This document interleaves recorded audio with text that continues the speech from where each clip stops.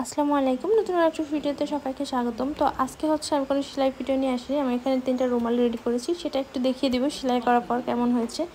এখানে খয়েরি যে রুমালটা, এটার ভিডিও টিউটোরিয়াল আমি গতকালকে দিয়েছিলাম। তো এখন হচ্ছে যে রুমালটা দেখাচ্ছি, ফিরোজা কালারের উপরে সাদা এবং গোলাপি কালার সুতা দিয়ে কম্বিনেশন করে ফুলগুলো তৈরি করা হয়েছে। এবং এই রুমালটা সম্পূর্ণ হচ্ছে লাল আর সবুজ সুতা দিয়ে চারপাশে গোলাপ এবং পাতা দেওয়া হয়েছে।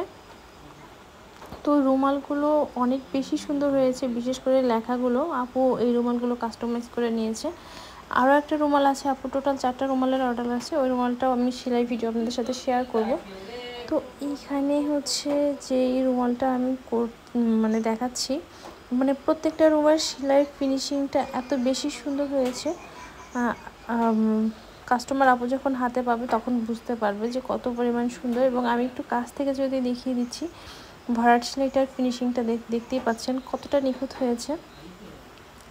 মানে এই এখন অনেক আগেরকার যুগ ছিল, যখন হচ্ছে আজ থেকে মনে হয় আরও 10-12 বছর আগে বা তারও আগে রুমালের একটা যুগ ছিল, যে তখন মানুষ রুমাল আদান প্রদান করতো।